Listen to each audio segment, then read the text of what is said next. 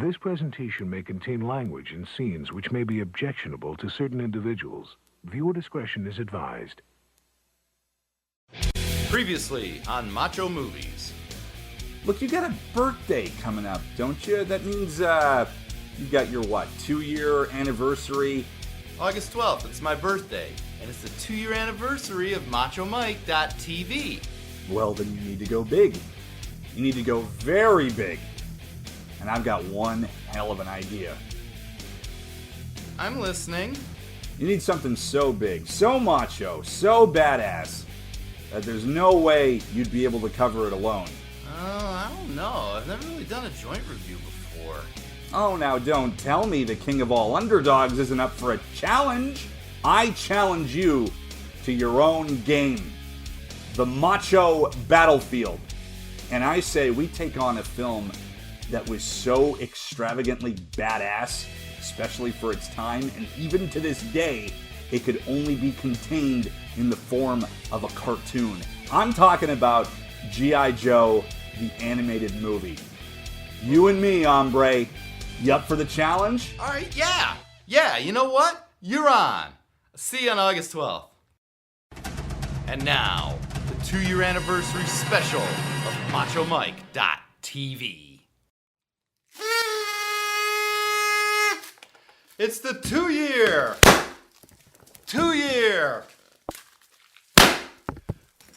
anniversary of MachoMike.tv. The confetti is flying, the drinks are on ice, and the festivities are underway. I'm the Toastmaster General for this celebration, Macho Mike, and I just want to start off by thanking you underdogs so much. Couldn't have made it this far without you. It doesn't matter if you started with me on day one or if this is your very first time tuning in. Seriously, thank you. Now, the Cine-Masochist has challenged me to do a joint review of G.I. Joe the movie with him today, and we're about to get to that in just a bit. But first, this announcement. Underdogs, in honor of my birthday, I wanted to showcase some of the merchandise that's up for sale right now at MachoMike.tv in the merchandise section. I designed all this stuff myself, and I want to show you some of the newer stuff. In fact, I got it right here. First off, we have the MachoMike.tv sweatshirt with the logo in the upper left corner. There is nothing on the back. And we also have the Macho to the Bone t-shirt with the new Macho skull design on it. It says Macho to the Bone, and it has the MachoMike.tv logo on the back. And let's say you have this new Macho Forever t-shirt. It has the skull and wings design, and this is the white one, of course, and on the back is the logo. But if you don't want these in the colors that I've shown you, let's say you want this in blue instead of white. Let's say you want it as a tank top instead of a t-shirt. No problem, we got you covered. Here it is, same design, Macho Forever in the blue tank top, and the logo's on the back again. All these currently up for sale at MachoMike.tv in the merchandise section. You pick the style, you pick the color. It's all there for you underdogs to pick to your liking. On sale now at MachoMike.tv in the merchandise section.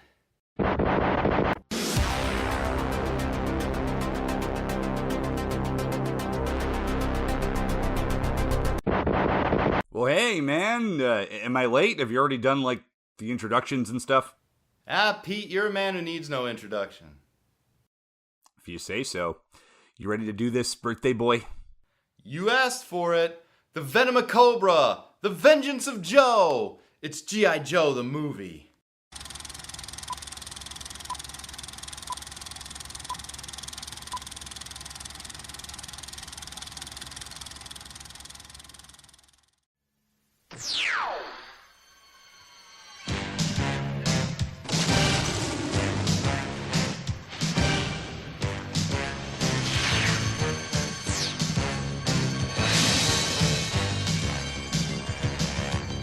Alright, first things first. That intro. It's been 35 years now, and I still have yet to see an opening in an animated movie that is better than this. The mere first 3 minutes and 13 seconds of this movie is some of the most beautifully badass stuff you'll ever truly behold. Some of the most kick-ass animation ever as a fleet of Cobra Commandos attack a 4th of July celebration to one of the most bombastic movie anthems you'll ever hear.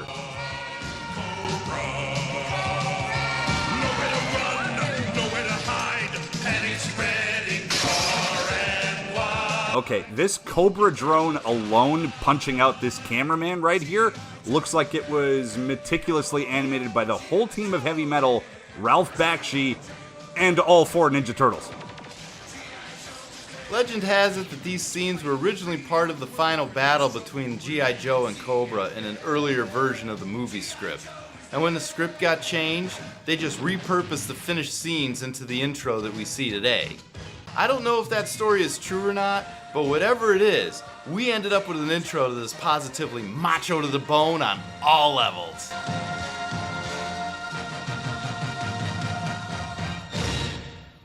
This film's central plot device is the broadcast energy transmitter, or as the film constantly refers to it as, the BET. The Joes want to use it for cleaner energy, for powering the world, and Cobra wants to use it for a really convoluted world domination plot that I'll explain later. Also, new drinking game. Take a shot anytime anyone ever mentions the BET. The BET'll work. The BET's. The BET. They're after the BET. The BET's our only shot. The BET is activating the... We've got the BET. I'll have the BET transfer. The BET. Hands on the BET. That's easier said than done. I always liked the big, strong characters the best, so Sergeant Slaughter and Roadblock were always 2 of my favorite G.I. Joes. Roadblock actually had a better outing against Nemesis Enforcer the first time than Slaughter did. Among all the weird toadstool bug hybrid snake people, the truly unbelievable part of this movie is Roadblock using a fucking 50 cal as a normal machine gun. What a badass. Meanwhile, Beachhead is training a new squad of Joes, and honestly, this might be my favorite part of the movie. I absolutely love Beachhead. He's just a cranky commando in a ski mask and always gets pissed when any future Joe passes his tests because he designs them to be impossible. The intended lead of this movie is Lieutenant Falcon, who is what I would call a habitual line stepper. He's part of Beachhead's new recruit of Joes, and he's constantly screwing things up, like, for example, is the cause of Serpentor being released from the Joe's prison because he decided to give some floozy a tour of the Joe base. So he's thrown out of a plane and forced to go train with Sergeant Slaughter so he can fix his shit. Didn't it occur to you that a military prison is no place for a date? I thought you said you were in charge. The main villains of this film are Serpentor and these weird pod bug plant people led by Pythona and Globulus, because that's a real name. As with most successful shows based on toy lines, the movie gets ordered by the toy company with the intention to sell even more toys. In this case, Hasbro has a bunch of new G.I. Joe toy characters they had in mind already, but no names yet. One of these characters was actually Cobra Commander's boss, who had never been seen or even mentioned before at all. And since Serpentor was already happening for the 2nd season, G.I. Joe story consultant Buzz Dixon had to come up with the concept of Globulus and the rest of Cobra Law. Now, as for some of these character names like Nemesis Enforcer, these were just placeholder names. But Hasbro fell in love with them and the writers were forced to keep them permanently. This movie tries to give Cobra Commander a weird backstory, tying him to these weird tadpole plant bug people, making him once one of their civilization. He was disfigured in a lab accident, and then the weird mutant voiced by Burgess Meredith decided he was going to be Cobra Commander and, like, gives him an army and shit. This really is, like, the backstory that a kid would give to his action figures. The pod people, or whatever, have this absolutely mind-numbing plan to shoot giant spores into space that are set to burst and spread across the Earth, turning humans into violent primitives while they hide in an underground dome thing. Anyways, they need the BET so they can use it on the spores while they're in space so they don't freeze. I told you it was convoluted! Cobra Commander gets relentlessly tortured and eventually gets turned into a half-snake, half-man snake thing, which doesn't seem so bad. I mean, he's really jacked. There's an unlikely team-up between Roadblock and Cobra that I actually really enjoyed. Roadblock is one of the only main Joes not captured by the Chia Pets, and only Cobra knows the way out. Roadblock is also blinded, so he's forced even further to rely on Commander. I'm honestly not a fan of what Cobra Commander goes through in this movie. I mean, I get why he does. They want to push Serpentor as this ultimate badass or whatever, but honestly, the guy's kind of a giant dickhead. I think Cobra Commander is a great villain, should have carried this movie, and the voice acting from Christopher Collins is fantastic. This operation is costing us dearly. I hope your contraption is worth it. That is not your concern. Do as you're told, like an obedient lackey. Lackey? Serpentor, who was introduced in the second season of the show, was the intended main villain of this film, though his superior, Globulus, is really interesting because he's voiced by Burgess Meredith, who was actually in the first ever G.I. Joe movie back in 1945. And speaking of old Mick, Rocky was actually going to almost be the boxing trainer of the G.I. Joe and was intended to be introduced in a toy line the same year that this movie came out in 1987. But Carlico owned the likeness rights for Stallone both in cartoon and action figure format, so that never happened. Trifle melodramatic, but instructive. I always think it's fun to hear Rocky's trainer voicing the big bad guy. The cast is great here. In addition to the already stellar voice cast from the cartoon show reprising their roles for the movie, Don Johnson, fresh from Miami Vice, is the newest G.I. Joe hero, Lieutenant Falcon. You have nothing to fear but Falcon himself. Because Don frickin' Johnson. But my favorite cast member in G.I. Joe the movie, it's always gonna be Sergeant Slaughter. That's right, perfect. The grand finale of this film pits the Joes, both the classics and the new recruits, taking on a bunch of jizz-shooting flying bug plants, where the jizz turns into tactical squids. Seriously though, Mike's editing this, so I'm hoping he shows a clip of these tactical jizz squids and the sound that they make. It's borderline suggestive. Throwing ropes.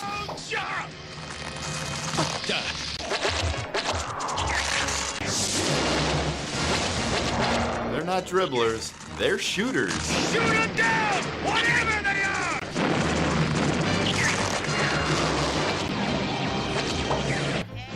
Man, who ever heard of being shot down by a salad? With about 20 minutes left to go of the film, the Joes are attacked by kaiju-sized sandworms. That's it, G.I. Joe the animated movie. Now you're just pulling stuff out of your ass. I want their heads. This I command. Also, I swear, if I hear Serpentor say, "This I command," one more time... Cobra la la la la la la la la la la la la la. Every time I heard Serpentor going, Cobra la la la la la la la la la la la, makes me wonder if that's where The Rock got it from. If you smell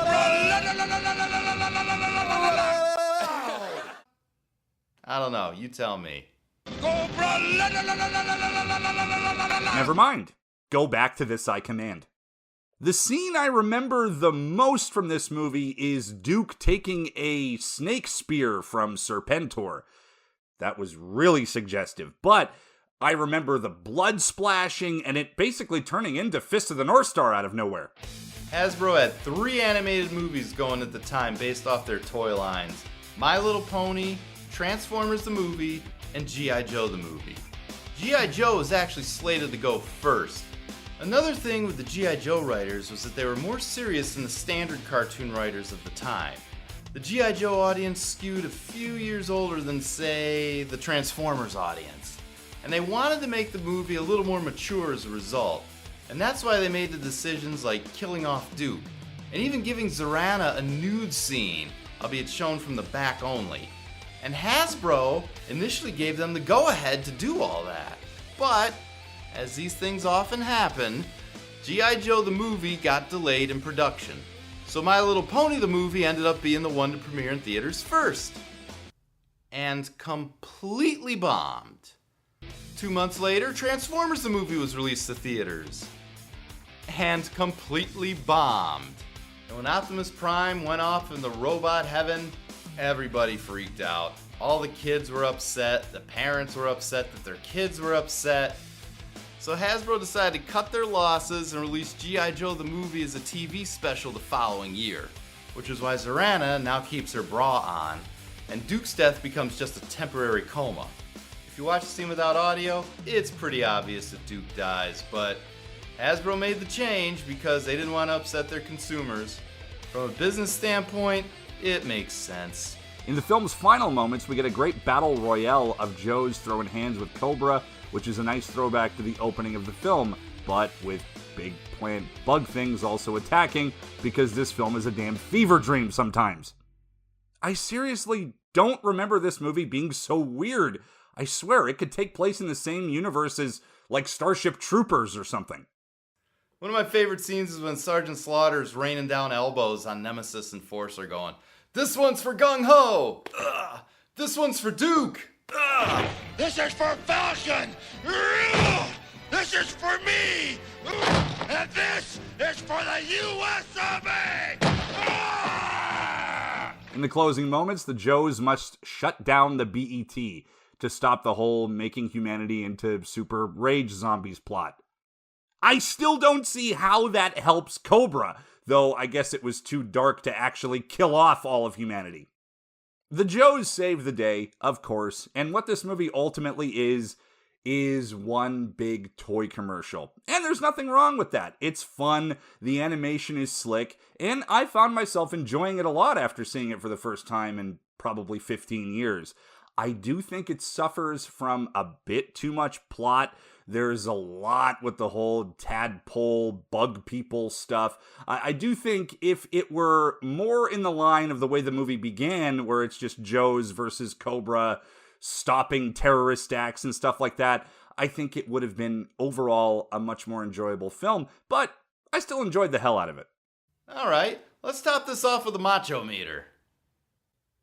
There's explosions galore, Pythona's manicure, obstacle courses, Big Lob's commentary, a training montage, battles in the snow, that's rare in action movies, Tank You, personal redemption, sandworms, laser blasting, rocket launching, eye stabbing, bitch slapping, respect is grenades, ninjutsu, kenjutsu, missile jutsu, and snake jutsu. Body count surprisingly 2. Yeah, Duke isn't one of them, but there are 2 dead bodies in this one, including one woman. Go check out G.I. Joe 1987. I'm glad that I did. It's a much weirder movie than I remember it being. This is fun. I want to thank you for coming out and celebrating with me today, Pete. Tell the underdogs who don't know where they can find more of the Cine-Masochist. Thanks for having me, man, and happy Vaginal Expulsion Day. You can find me on Facebook and YouTube as a Cine-Masochist, on twitch.tv/CMLives, and on Twitter @Cinematica. I'm going to end this video with some outtakes of mine over the past year because everyone likes it when I screw up, right? Yeah, thanks for watching, underdogs. You've been great, I've been Macho Mike, and I'll see you at the premiere of Season 3. Till then, keep it macho. Football, football, football, football. Ooh, there's one for the blooper reel. Underdogs rise! It's time for another macho movie with me, Macho Mike. I'm gonna try that again. You gotta be in a certain mood to watch this. I don't fake this, I'm really drinking it. Hey there, underdogs. Yours truly, Macho Mike, just pushing the finishing touches. Someone's bound to have their ass in the air with all these alcohols going around. Why can I not do 2 good takes in a row? I'd have another one of these egg martinis. I had to make me another one of those eggnog martinis to watch this movie. I did a Macho movie. Oh yeah.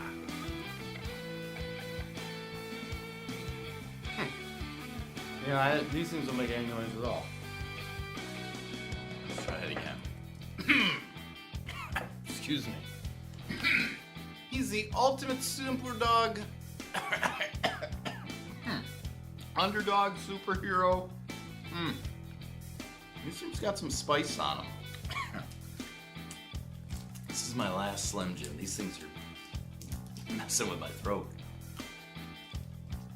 Bang bang! Oop! Hey there, underdogs! Yours truly, Macho Mike, back, and you actually caught me. My shit's crooked. Caught me with my shit crooked. They are literally just like the people in today's Macho movie. And I forgot the remote for, so I can't flip to it. And we're gonna try this again. Hold on. It's John Carpenter's Escape from LA. Let's try it with the remote facing the right way now. Alright. Don't break it, Mike. Till then, keep it macho. Remote, do that again.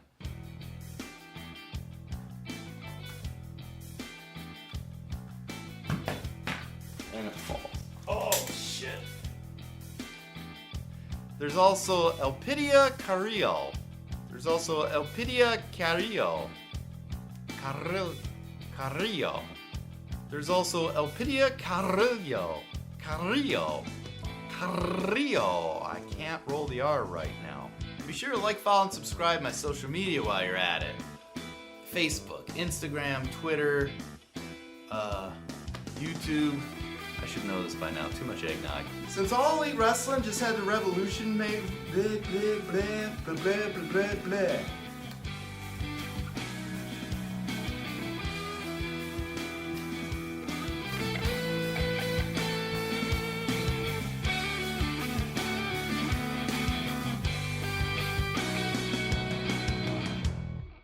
Now, I don't know about you, but I'm anxious to see them finally take.